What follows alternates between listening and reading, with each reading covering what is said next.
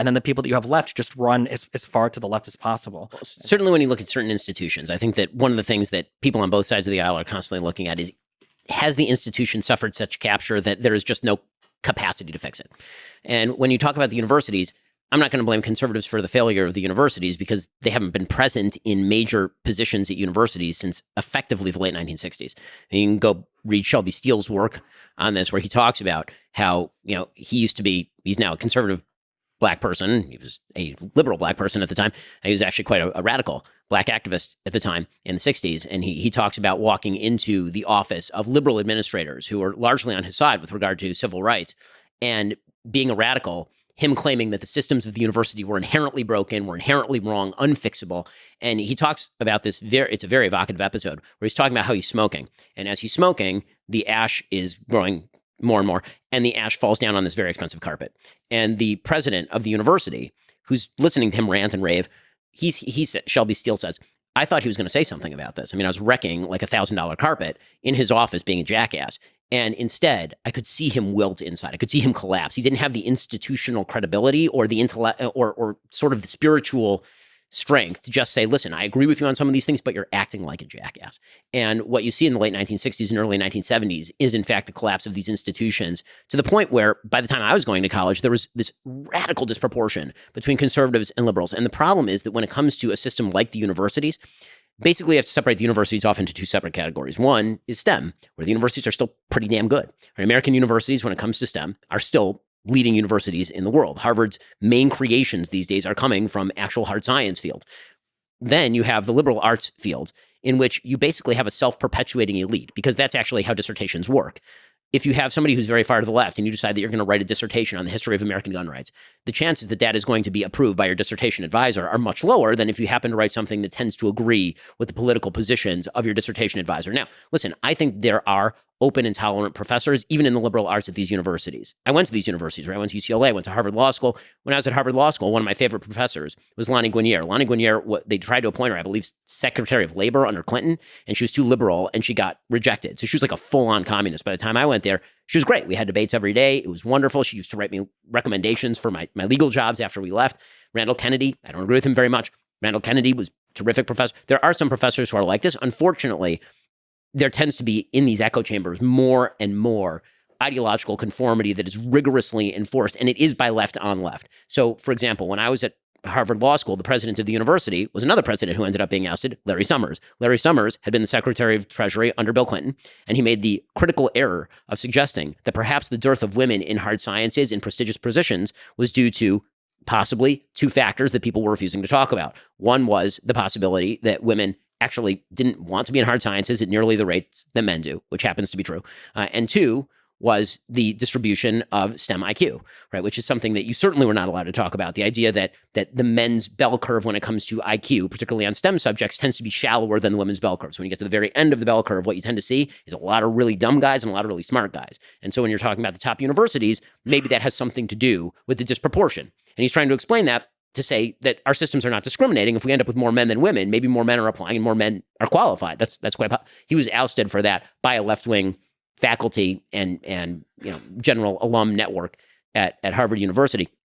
So there's a lot to blame conservatives for surrendering the playing field. I totally agree that conservatives should not have surrendered the playing field in some institutions. Colleges were surrendered a lot earlier than 20 years ago. They were surrendered in the late 1960s, early 1970s.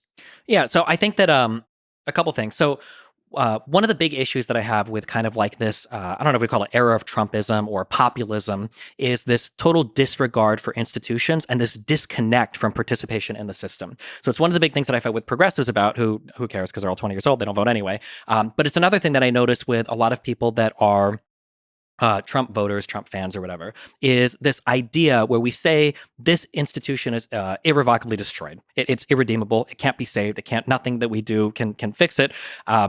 And I think that what that leads people to doing is, one, they disconnect further. And then two, there's a general hopelessness when it comes to how society is like ran or structured, such that you fall into that populist brain rot of the only person that can save me is Donald Trump. I can't trust literally anything.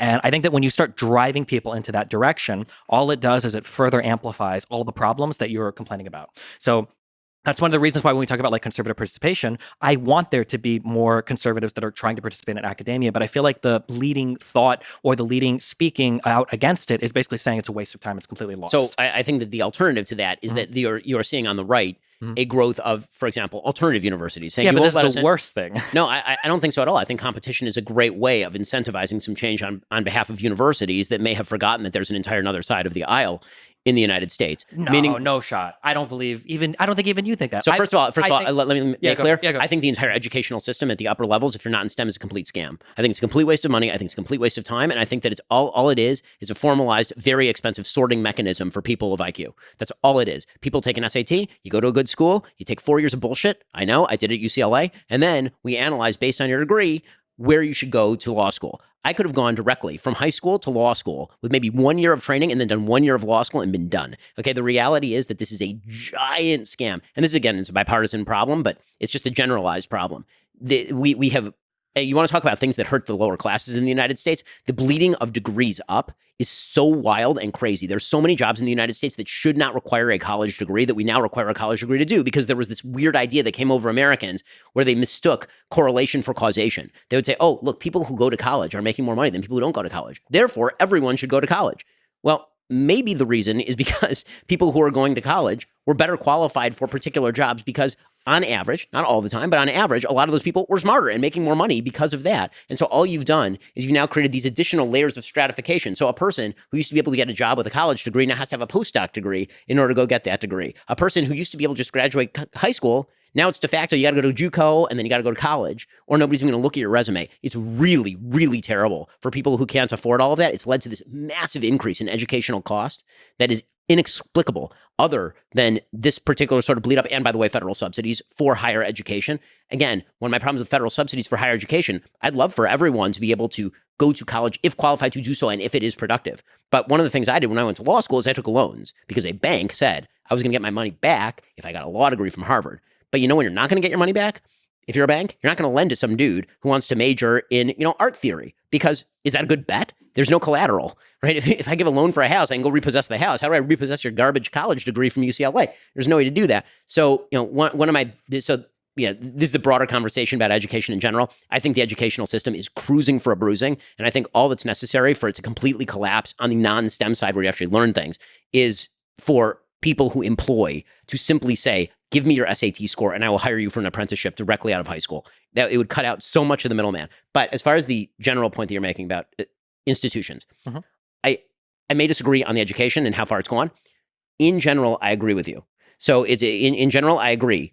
And I get to use my favorite longest word in the English language here. I would consider myself in many cases an anti-disestablishmentarianist. Nice. Right? You see, I like to drop that. That's because if you're an establishmentarian, that means you like the disestablishmentarianism. Right. So I'm an anti. So can you say that word, Dustin? That's the one we all learned growing up. Anti-disestablishmentarianism. There the longest word in the dictionary. So he is also.